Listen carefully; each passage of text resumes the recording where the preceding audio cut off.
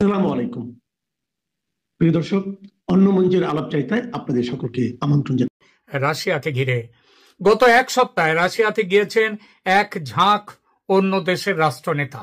তারা রুশ প্রেসিডেন্ট পুতিনের সঙ্গে বৈঠক করেছেন। হঠাৎ এত নেতা কেন রাশিয়ায়? হঠাৎ কেন এত যাওয়া মস্কোতে? নিশ্চয়ই প্রমোদ ভ্রমণে নয়। আরো মজার কথা হলো যে রাশিয়াকে নিয়ে আমেরিকার ট্রাম্প সাহেবের এত গোঁসা, সেই তিনিও তার বিশেষ দূত স্টিভ উইটকফকে পাঠিয়েছেন মস্কোতে পুতিনের সঙ্গে কথা বলতে। পুতিন কিন্তু তার দূত পাঠাননি, মনে রাখবেন। এক কথায় এর অর্থ হলো, প্রথমে ওই যে যাকে বলে না ব্লিঙ্কিং আইজ, প্রথমে চোখ মটকাতে হলো ট্রাম্পকে। পুতিনের চোখে কিন্তু পলক পড়েনি। ট্রাম্প তার মানে হারলেন। কি ঠিক হয়েছে এই বৈঠকে? ঠিক হয়েছে কয়েকদিনের মধ্যে ওই যে আমেরিকার রাষ্ট্রদূত ওই যে স্টিভ কফ, তার সাথে যে কথা বলা হলো, তার সাথে বৈঠকে ঠিক হয়েছে কয়েকদিনের মধ্যে ট্রাম্প আসবেন রাশিয়ায় পুতিনের সঙ্গে কথা বলতে, ইউক্রেন যুদ্ধ থামানো নিয়ে কথা বলতে। কিভাবে চুক্তি হবে সেটাও ঠিক। ইউক্রেনের যে অংশ রাশিয়া দখল নিয়েছে সেটা রাশিয়ার দখলে থাকবে। এছাড়া ইউক্রেন মুচলেখা দেবে ইউক্রেন ন্যাটোয় যোগ দেওয়ার আবেদন কোনোদিন করবে না, ন্যাটোয় যোগ দেবে না কোনোদিন। অর্থাৎ ইউক্রেনকে হাত ধরে যুদ্ধে নামিয়ে হাত তুলে নিল আমেরিকা। ওই যে গাছে তুলে মই কেড়ে নেওয়ার কথা বলা হয় না, অনেকটা সেই রকম। অথচ দেখুন, এই ট্রাম্প কয়েকদিন আগে আমেরিকা থেকে গোপনে সর্বাধুনিক পারমাণবিক অস্ত্র, যেটা সব থেকে শক্তিশালী, সেই অস্ত্র পাঠিয়েছেন চুপি চুপি ব্রিটেনে পাঠিয়েছেন। সেটা নিশ্চয়ই ইউরোপীয় ইউনিয়নের লোকজনদেরকে ভয় দেখানোর জন্য নয়, সেটা পুতিনের জন্যই পাঠিয়েছেন। অর্থাৎ তিনি ওই যুদ্ধের হুমকিটা দিয়ে দিলেন। আমি বলছি না বারবার যে আমেরিকার ট্রাম্প হলো একটা বুলি, সে ধমকে চমকে কাজ করতে চায়। যেই দেখে যে ধমকে চমকে কাজ হবে না, তখন সুর করে পিছিয়ে আসে। ওই যে বিমানে করে, স্পেশাল বিমানে করে ইংল্যান্ডে পাঠালেন বোমা, পারমাণবিক বোমা রাশিয়াতে ফেলার জন্যই বোধ হয়। এবং রাশিয়া কি করলো? কি রাশিয়া তাদের সর্বাধুনিক পারমাণবিক বোমা এমন জায়গায় গিয়ে ফিট করলো যেখান থেকে যার পাল্লার মধ্যে খুব তাড়াতাড়ি পৌঁছে যেতে পারে আমেরিকায়। পৃথিবীর মানচিত্রটা দেখবেন, আমেরিকার কিছু জায়গার সঙ্গে আমেরিকা যুক্তরাষ্ট্র, তার থেকে মাত্র 1000 কিলোমিটারের মতো দূরত্বে আছে রাশিয়া। এই দূরত্ব অতিক্রম করার কোনো চিন্তাই নেই। তো যে কথা দিয়ে শুরু করেছিলাম যে, এবং তারপরেই আবার ট্রাম্প ভয় পেয়ে পিছিয়ে গেলেন, নিজের প্রতিনিধিকে পাঠালেন, বাবা মিটমাট করে নাও। এবং এই মিটমাট করতে গিয়ে ইউক্রেনকে পথে বসিয়ে দিলেন। যাকে যে কথা দিয়ে শুরু করেছিলাম সেই কথায় আসি। আপনারা জানেন ভারতের জাতীয় নিরাপত্তা উপদেষ্টা অজিত ডোভাল কয়েকদিন ধরে মস্কোয় ছিলেন, মিটিং করেছেন পুতিনের সঙ্গে। মোটামুটি একই সময়ে পুতিনের সঙ্গে বৈঠকে বসেছেন আরো অনেকগুলো দেশ। সংযুক্ত আরব আমিরাতের ইউএই, তার রাষ্ট্রপতি শেখ মোহাম্মদ বিন জায়েদ আল নাহিয়ান এসেছেন, পুতিনের সঙ্গে কথা বলেছেন। এছাড়া ব্রিক্সের অন্তর্গত ব্রাজিল, দক্ষিণ আফ্রিকা এবং আরো কয়েকটি দেশের রাষ্ট্রনেতা বা তাদের প্রতিনিধিরা রাশিয়াতে এসেছেন কূটনৈতিক আলোচনা করতে। এসেছেন ইরানের প্রতিনিধি মণ্ডল। বোঝাই যাচ্ছে বিশ্ব কূটনীতিতে একটা বড় সড় তোলপাড় শুরু হয়েছে। এরকম এক পরিস্থিতির মধ্যে অজিত ডোভাল কয়েকদিন থাকলেন মস্কোয়, আলোচনা করলেন প্রেসিডেন্ট পুতিন এবং তার মন্ত্রিসভার বিভিন্ন মন্ত্রীর সঙ্গে। এবং তার বৈঠক শেষ হওয়ার 24 ঘন্টার মধ্যে ভারতে মোদি এবং রাশিয়ার পুতিন দুজনের মধ্যে কথা হলো ফোন মারফত। রাশিয়ার সরকারি বিবৃতি এই প্রসঙ্গে জানাচ্ছে কথা হয়েছে ইউক্রেন নিয়ে এবং আজকের বৈশ্বিক পরিস্থিতি নিয়েও।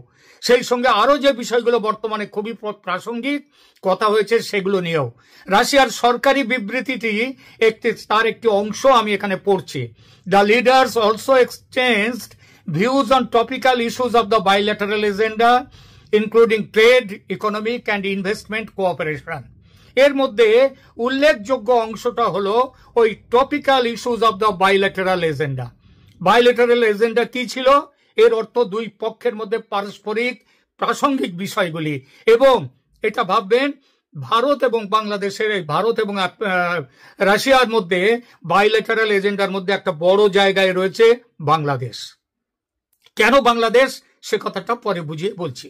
আর এখানেই উঠেছে আঞ্চলিক সুস্থিতির প্রশ্নে বাংলাদেশের ভূমিকা, বাংলাদেশের প্রসঙ্গ, যদিও আলাদাভাবে স্পষ্ট করে কোথাও উল্লেখ নেই এই ব্যাপারে, তবু যেখানে বিশ্বের ভূ অর্থনৈতিক ও ভূ রাজনৈতিক পরিস্থিতি নিয়ে আলোচনা, সেখানে বাংলাদেশ নিয়ে আলোচনা হবে না এমনটা হতে পারে কি?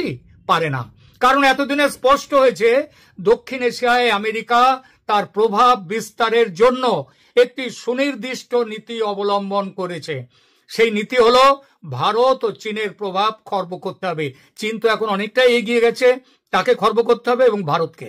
এই প্রভাব খর্ব করার জন্য তারা পাকিস্তান মানে আমেরিকা করেছে কি, পাকিস্তান ও বাংলাদেশকে তাদের ছাতার তলায় এনেছে। এই দুই দেশের ওপর থেকে চীনের প্রভাব কমাতে আমেরিকার প্রবল চাপও শুরু হয়ে গেছে।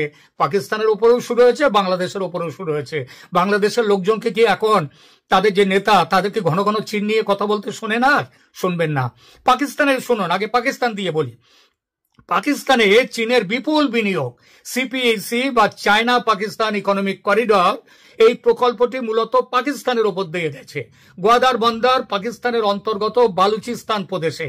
সেখানে বালোচদের স্বাধীনতা সংগ্রাম এখন তীব্রতম পর্যায়ে। প্রতিদিন আক্রান্ত হচ্ছে পাকিস্তানি সেনা। শুধু পাকিস্তানি সেনা নয়, তাদের সঙ্গে আক্রান্ত হচ্ছে চীনারাও, চীনা কর্মচারীরা যারা ওখানে কাজ করছে। সেই আক্রমণে পাকিস্তান কোনো সুরক্ষা দিতে পারছে না। মহা দুশ্চিন্তায় চীন, এবং চীনের লোকজন পর্যন্ত যারা ওখানে কাজ করছে তারা রাস্তা অবরোধ করেছে পর্যন্ত এর মধ্যে, যে তাদেরকে সুরক্ষা দেওয়ার জন্যে। তো সেই আক্রমণে পাকিস্তান কোনো সুরক্ষা দিতে পারছে না বলে মহা দুশ্চিন্তায় চীন। নতুন করে পাকিস্তানে কোনো আর্থিক বিনিয়োগ বা পাকিস্তানের জন্য কোনো আর্থিক সহায়তার প্যাকেজ তারা আর নিয়ে আসতে চাইছে না। এছাড়া ভারতের অপারেশন সিন্দুরে চীনা অস্ত্র শস্ত্র নাকাম হওয়ার পর, ব্যর্থ হওয়ার পর পাকিস্তান সন্দিহান হয়ে উঠেছে চীনা অস্ত্র, চীনা যুদ্ধ বিমান এসবের কার্যকারিতা নিয়ে। ফলে চীনের সঙ্গে পাকিস্তানের এই মুহূর্তের সম্পর্কের মধ্যে বেশ বড়সড় একটা ফাটল হয়ে গেছে। আর আমেরিকা এই ফাটলটি ব্যবহার করে পাকিস্তানকে পুরোপুরি নিজেদের কবজায়, নিজেদের বলয়ে নিতে চাইছে। সে কাজে ইতিমধ্যেই তারা অনেকটা সফল হয়েছে। পাকিস্তানি ফিল্ড মার্শাল আসিফ মুনিরকে পকেটে ঢুকিয়ে নেয়ার ফলে ভারতকেও ঢোকাতে চাইছিল, ভারত ফাঁদে পা দেয়নি। আপনাদের হয়তো মনে আছে, ভাববেন যে কিরকম ফাঁদ, শুনুন বলি। আপনাদের হয়তো মনে আছে G7 বৈঠক থেকে হঠাৎ চলে এসেছিলেন ট্রাম্প ইরান যুদ্ধের বাহানা দিয়ে। সেটা একটা কারণ ছিল অবশ্যই, কিন্তু আরো বড় একটা প্ল্যান ছিল ট্রাম্পের। সেটা হলো মোদিকে ওয়াশিংটন ঘুরে যাওয়ার নিমন্ত্রণ করেছিলেন। ট্রাম্প কি চেয়েছিলেন আসিফ মুনিরের সঙ্গে মোদিকে একটা বৈঠকে বসানো, তারপর পৃথিবীকে বলা, এই দেখুন আমি ভারত পাকিস্তানকে মিলিয়ে দিয়েছি, এই যে যুদ্ধ হয়েছে ওদের মধ্যে অপারেশন সিন্দুর, এটা আমি সামলে দিয়েছি, বন্ধ করে দিয়েছি। অত্যন্ত গোপন পরিকল্পনা ছিল, কিন্তু টের পেয়ে যায় ভারতীয় গোয়েন্দারা। হ্যাঁ, এখানে বলি আরেকটা কথা, এই যে ভারত আর পাকিস্তানকে একসাথে বসানোর প্ল্যানটা ছিল, এই প্ল্যানের মুখ্য উদ্দেশ্য ছিল চীনের বিরুদ্ধে ভারত পাকিস্তানকে এক জায়গায় রেখে দেয়া। অত্যন্ত গোপন পরিকল্পনা, কিন্তু টের পেয়ে যায় ভারতীয় গোয়েন্দারা, সাবধান করে দেয় মোদিকে, ভেস্তে যায় ট্রাম্পের প্ল্যান। ট্রাম্প খেপে যান। আজ যে ভারতকে শিক্ষা দিতে পাগল হয়েছেন ট্রাম্প, এমনকি চীনের চেয়েও ভারতের ওপর যে বেশি শুল্ক চেপেছে, তার পিছনেও এই কারণটির ভূমিকা কিন্তু কম নয়। এবার বাংলাদেশের কথায় আসা যাক। বাংলাদেশকে পুরোপুরি নিজেদের উপনিবেশ বানাবার কাজে আমেরিকা এখন অনেকটাই সফল। ইউনূস সরকার এখন একটি কাঠপুতুল ছাড়া আর কিছুই নয়।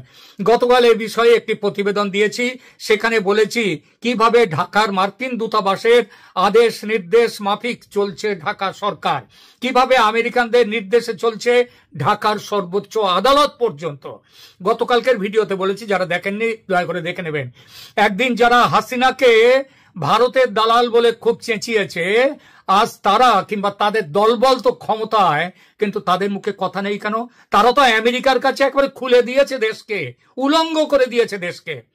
বাংলাদেশকে ঘাঁটি করে মায়ানমার টুকরো করার ষড়যন্ত্র সফল করতে রোহিঙ্গাদের সাহায্য করার বাহানায় মানবিক করিডর তৈরি করার প্রস্তাব, সেটা যে বাংলাদেশের সৈন্য ঘাঁটি বানাবার চেষ্টা আমেরিকার পক্ষ থেকে, সেটা তো আজ পরিষ্কার। এই প্রচেষ্টার পেছনে আরো একটি কারণ আছে, একটি খ্রিস্টান ও ইহুদি রাষ্ট্র স্থাপনের চেষ্টাও। ভারতের উত্তর পূর্বের কয়েকটি রাজ্য বাংলাদেশের কিছু অঞ্চল এবং তার সঙ্গে মায়ানমারের কাচিন প্রদেশকে যুক্ত করে একটি নতুন রাষ্ট্র তৈরি করার পরিকল্পনা আমেরিকার ডিপ স্টেটের বহুদিনের। এসব পরিকল্পনা আজকে নয়, পুরনো। বাস্তবতা হলো ইউনূসের অবৈধ সরকারকে চাপ দিয়ে তাকে ব্ল্যাকমেল করে এই কাজটা গুছিয়ে নিচ্ছে আমেরিকা, অনেকটাই সফল হয়ে গেছে। শেখ হাসিনার একটানা 16 বছরের রাজত্বে আমেরিকা অনেক চেষ্টা করেও ব্যর্থ হয়েছিল, কিন্তু আজ সফল। বাংলাদেশের ওই যে শ্রেণীর মানুষের কথা বললাম, শেখ হাসিনাকে যতই ভারতের দালাল বলে গালি দিক না কেন, হাসিনা যে কত বড় কূটনীতিক ছিলেন সেটা বোঝা যায় একটা পরিসংখ্যান দিলে। ভারতের সঙ্গে তার সখ্যতা সবাই জানে, তাহলেও সবাই দেখেছে ভারতের চেয়ে চীনের সঙ্গে তার বাণিজ্য যোগ ছিল ভারতের প্রায় 3 গুণ বেশি। হাসিনা ভারতের অস্ত্র কেনেননি, আবার আমেরিকাও ছিল বাংলাদেশের বড় ট্রেডিং পার্টনার।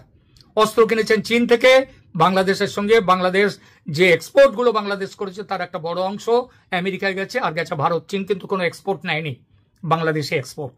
মার্কিন ফৌজের সঙ্গে নিয়মিত যুদ্ধ অভ্যাস করেছে বাংলাদেশ এবং করছে, সেসব চুক্তি আছে। একই সঙ্গে রাশিয়ার সহযোগিতায় আবার ওই শেখ হাসিনা গড়ে তুলেছেন তারাপুর পারমাণবিক বিদ্যুৎ কেন্দ্র। অর্থাৎ সবার সঙ্গে সম্পর্ক ভালো। ইউনূসের মতো আমেরিকার কাঠপুতুল হয়ে আমেরিকার কোলে বসে খেলা করা সেটা করেননি শেখ হাসিনা, তবু তাকে শুনতে হয়েছে ভারতের দালাল। বাংলাদেশ এই মুহূর্তে যেখানে যেভাবে দাঁড়িয়ে আমেরিকার পুতুল হয়েছে, এই অবস্থা চলতে থাকলে শুধু বাংলাদেশ নয়, সমগ্র দক্ষিণ এশিয়ায় আমেরিকার দাদাগিরি বাড়বে। এই অঞ্চলের শান্তি বিঘ্নিত হবে। এই পরিস্থিতি ভারত যেমন চায় না, তেমনি চায় না চীন। এই পরিস্থিতি বিপজ্জনক পৃথিবীর অন্যতম পরাশক্তি রাশিয়ার কাছেও। ওই জন্য রাশিয়া ওই যে 4টে যুদ্ধ জাহাজ পাঠিয়েছিলেন না, 4টে জাহাজ পাঠিয়েছিলেন কয়েক মাস আগে, মাস 2-3 আগে, ওই যে চট্টগ্রাম বন্দরে তারা এসেছিল। এইটাই কারণ রাশিয়াও তারও নজর রেখেছেন। ভারতের বিরুদ্ধে বাণিজ্য যুদ্ধ ঘোষণা করে পাকিস্তানকে খোলাখুলি ভারতের বিরুদ্ধে লেলিয়ে দিয়ে এবং বাংলাদেশের সৈন্য ঘাঁটি তৈরি করে এই উপমহাদেশের সামগ্রিক পরিস্থিতিকে উত্তপ্ত করবে আমেরিকা। এটা কখনোই চাইতে পারে না ভারত। সেজন্যই অজিত ডোভালের মস্কো যাত্রা, পুতিনের সঙ্গে বৈঠক, এবং শুধু তো ডোভালের সঙ্গে পুতিনের বৈঠক নয়, ওই বৈঠক শেষ হতে না হতে পুতিনের সঙ্গে নরেন্দ্র মোদীর দীর্ঘ ফোনে আলোচনা হয়েছে। এখানেই শেষ নয়, এই মাসের 31 তারিখে চীন যাচ্ছেন মোদী, সাংহাই কোঅপারেশন অর্গানাইজেশনের সামিটে যাবেন পুতিনও, সেখানে থাকবেন ইরানের প্রেসিডেন্টও, কথা হবে চীনের প্রেসিডেন্টের সঙ্গে। এত বড় আলোচনার মধ্যে বাংলাদেশ থাকবে না তাই কখনো হয়? ডোভালের বৈঠক, মোদীর ফোনালাপ, কোনটারই কি আলোচনা হলো বাইরে আসেনি পুরোপুরি, শুধু মোটা মোটা দাগের কথাগুলো বলা হয়েছে। শুধু বলা হয়েছে পারস্পরিক সম্পর্কের বিষয়গুলো নিয়ে স্ট্র্যাটেজিক কথাবার্তা হয়েছে। সূত্র মারফত যে খবর পাচ্ছি সেটা হলো বাংলাদেশের ওপর থেকে আমেরিকার প্রভাব হটাতে গেলে ইউনূস সরকারের পতন ঘটাতে হবে, তাহলেই আমেরিকার প্রভাব বন্ধ হবে। জাতিসংঘ আমেরিকার কথায় চলে, সুতরাং সেখানে আবেদন নিবেদন করে শান্তিপূর্ণ পথে ইউনূস বিদায় অসম্ভব। নির্বাচনের টোপ দিয়ে পরিস্থিতি সামলে রাখার চেষ্টা হবে ঠিকই, কিন্তু ভোট হবে না। নির্বাচনের টোপ কেবল দেয়া হবে, আর হলেও সেটা ফ্রি অ্যান্ড ফেয়ার ভোট হবে না যদি ইউনূস সরকার ক্ষমতায় থাকে। তাহলে সে ভোট কি হবে? সন্ত্রাসী, জঙ্গি, মৌলবাদীদের সমর্থন দিয়ে জোর করে ক্ষমতা দখল রাখবে বর্তমানে যারা আছে তারা। আর এটাই চায় আমেরিকা, যেটা চায় না অবশ্যই ভারত। এই বিষয় নিয়ে বিস্তৃত আলোচনা হয়েছে ডোভাল ও পুতিনের মধ্যে।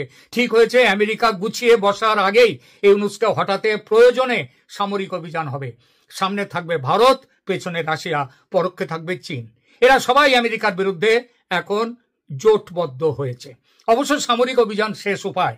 কূটনৈতিক চাপ সৃষ্টি করা হবে যাতে ইউনূস পদত্যাগ করেন। তারপর সেই জায়গায় নতুন জাতীয় সরকার অথবা রাষ্ট্রপতি কর্তৃক দেশে সাংবিধানিক জরুরি অবস্থা জারি করা হবে। জরুরি অবস্থা সরকারের নেতৃত্ব দেবেন এখনো পর্যন্ত যিনি দেশের বৈধ প্রধানমন্ত্রী, সেই শেখ হাসিনা। তিনি আন্তর্জাতিক নজরদারির মধ্যে দেশে সংসদীয় নির্বাচন করে 3-4 মাসের মধ্যে নির্বাচন করাবেন, করে প্রমাণ করিয়ে দেবেন যে দেশের মানুষ শেখ হাসিনা এবং আওয়ামী লীগের পক্ষে। এইসব আলোচনা সম্পর্কে শেখ হাসিনাকে পুরোপুরি ওয়াকিবহাল রাখা হচ্ছে। সরাসরি আলোচনায় তিনি না থাকলেও তাকে সমস্ত কিছু জানিয়ে যে রাখা হচ্ছে সেটাও জানতে পেরেছি। দিল্লির সাউথ ব্লকের সূত্র জানাচ্ছে মস্কো থেকে দুবার শেখ হাসিনাকে ফোন করেছেন অজিত ডোভাল। দীর্ঘ সময় ধরে কথা হয়েছে তাদের মধ্যে, বিষয় বাংলাদেশ ছাড়া আর কোনো কিছু যে থাকতে